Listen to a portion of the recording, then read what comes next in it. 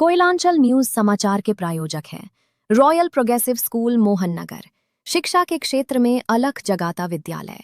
नामांकन जारी, शीघ्र संपर्क करें। एनके एरिया महाप्रबंधक कार्यालय में मंगलवार को डॉक्टर भीमराव अंबेडकर की जयंती समारोह पूर्वक मनाई गई। इस अवसर पर महाप्रबंधक सहित अधिकारियों एवं श्रमिक प्रतिनिधियों ने बाबा साहब के चित्र पर पुष्प अर्पित कर उन्हें श्रद्धा से याद किया। कार्यक्रम के दौरान उपस्थित अधिकारियों और श्रमिक प्रतिनिधियों ने बाबा साहब के जीवन एवं उनके विचारों पर प्रकाश डालते हुए उनके बताए मार्ग पर चलने का संकल्प लिया। साथ ही सभी ने सामूहिक रूप से भारतीय संविधान की प्रस्तावना का वाचन किया। इस अवसर पर महाप्रबंधक दिनेश कुमार गुप्ता, डकरा पीओ संजीव कुमार, संजय कुमार, अखिलेश्वर प्रसाद, राघवेंद्र गांधी, शैलेंद्र कुमार, शशि प्रभा हंसदा, नीतीश झा, आलोक कुमार, गोल्डन प्रसाद यादव, कृष्णा चौहान, देवपाल मुंडा, राघवेंद्र पासवान, शैलेंद्र कुमार सिंह, अनूप रजक, हरेंद्र सिंह, सुनील कुमार सिंह, ओम प्रकाश शर्मा, रविंद्र बैठा, रतिया गंजू सहित कई लोग उपस्थित थे।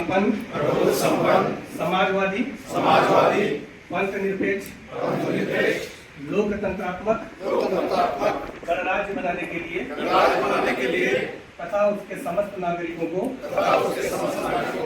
सामाजिक आर्थिक और राजनीतिक न्याय विचार अभिव्यक्ति के पास 32 डिग्रियां थी। इनके उद्योग की इनके दक्षता को दिखाता है कि कितने प्रतिभाशाली थे और अपने पढ़ाई के प्रति कितने चिंतित थे। इनका जो जीवनी रहा है हम सभी को पढ़ने की जरूरत है और इन्होंने समाज के उत्थान के लिए, खासकर शोषित वर्गों के उत्थान के लिए हमेशा से आवाज को बुलंद किया है। बाबा भीमराव अम्बेडकर का सर उठा के चलना सिखाया और देश में आपसी समरसता और किस तरह देश का विकास हो, किस तरह अंतिम व्यक्ति तक सबका विकास हो, इस पर ध्यान दिए हैं। उन्होंने ही बताया कलम का ताकत तलवार से भी बड़ा होता है, ताकि कलम के ताकत जो रहेगा। और इनका सब कुछ जानते हैं कि चित परिचित कथन है कि शिक्षा वो शेरनी का दूध है, जो जितना पिएगा उतना दहाड़ेगा। तो हमें उनके मार्गदर्शन पर चलना चाहिए और हमेशा अन्याय भ्रष्टाचार के खिलाफ दहाड़ करके जीवन जीना चाहिए। देश आजाद हुआ था तो कानून बनाने की बात हुई थी और यही महान पुरुष जो है ये देश आजाद के बाद संविधान बनाया है, जिस संविधान पूरे देश में चलता है और अभी तक चल रहा है।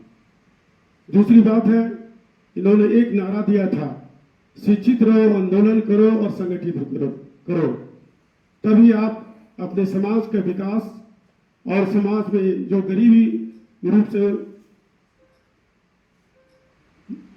रूप से आए हुए हैं उनको सम्मान मिलेगा। और जो लोग आपके लोगों को शोषण करता है तो शिक्षित जिस दिन आप रहिएगा, अपने समाज को शिक्षित कीजिएगा, उसी दिन आप सभी के सामने अपने गरिमा पर उपस्थिति होकर अपने अधिकार को लेने का अधिकार रखेंगे। कार्यालय पे जयंती मनाया जा रहा है। इस शुभ अवसर पर हमारे महाप्रबंधक महोदय, परियोजना पदाधिकारी, पूरे भारत नहीं पूरे विश्व में आज बाबा साहब डॉक्टर भीमराव अम्बेडकर की जयंती मनाई जा रही है, क्योंकि जो बाबा साहब ने किए, जो हम लोग को देश में दिए, जिनके द्वारा आज पूरे भारत का संविधान के द्वारा हर कार्यक्रमों में उनके कार्य की प्रणाली से लिखित योजना के तहत हमारे भारत आज चल रहा है। जिस महान हस्ती का जन्मदिन के उपलक्ष्य में एकत्रित हुए हैं, बहुत ही आज बड़ा दिन है हम सभी के लिए। और इनकी जीवनी के बारे में तो क्या ही कहा जाए, कहने के लिए शब्द कम पड़ जाएंगे। जिन्होंने इतनी कठिनाइयां सहकर भी आज वो ऊंचाइयां हासिल की हैं, मैं उनके लिए दो शब्द, सदियों से बाबा साहब अम्बेडकर महान थे, जो भारत किसान थे आज भी हैं और कल भी रहेंगे। ऊंचाई बाबा साहब का जमाना छू नहीं सकता, मान्यवर कांसीराम जैसा दूसरा हो नहीं सकता। शोषितों और दलितों के वही एक निदान थे, जो भारत किसान थे आज भी। कहा गया कि अपने धर्म को नहीं बदले, लेकिन उन्होंने अन्य कामों को स्वीकार किया, लेकिन अपने धर्म को नहीं बदले। विपरीत परिस्थिति में भी वो अपने धर्म नहीं बदले। यही बाबा साहब चाहते थे। आप बीच के कालखंडों में ऐसी अवस्था आ गई कि एक बहुत बड़ा वर्ग, जिसे हम ST SC OBC कहते हैं, इस वर्ग को न जाने क्यों या कैसे या क्या परिस्थिति रही होगी। साल पहले उनका जन्म हुआ था। उस समय समाज का जो स्थिति था आज से बहुत ज़्यादा विकृत स्थिति में था। उस समय छुआछूत और ये सब बहुत ऊंचाई पे था। उस माहौल में जन्म लेकर के बाबा अपने पढ़ाई को अच्छा से किए, हर जगह वो संघर्ष किए और एक पर्सनालिटी के रूप में उभरे। वो सारे संघर्ष करने के बाद हमारा देश जब आज़ाद हुआ 15 अगस्त 1947 को, तो उस समय जो शिल्पकार हैं उनकी जन्म दिवस को आज मना रहे हैं। साथियों, जैसा पूर्व में सभी वक्ताओं ने बताया कि उनका जन्म 14 अप्रैल 1891 में मध्य प्रदेश के महू जिले में हुआ था।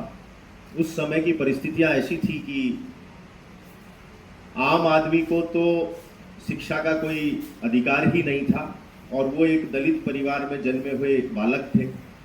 उस वक्त उन्होंने अपनी प्रतिभा के आधार पर शिक्षा को हासिल किया और न केवल हासिल किया बल्कि ढेर सारी डिग्रियां और अपने देश ही नहीं विदेश से भी डिग्रियों को प्राप्त किया।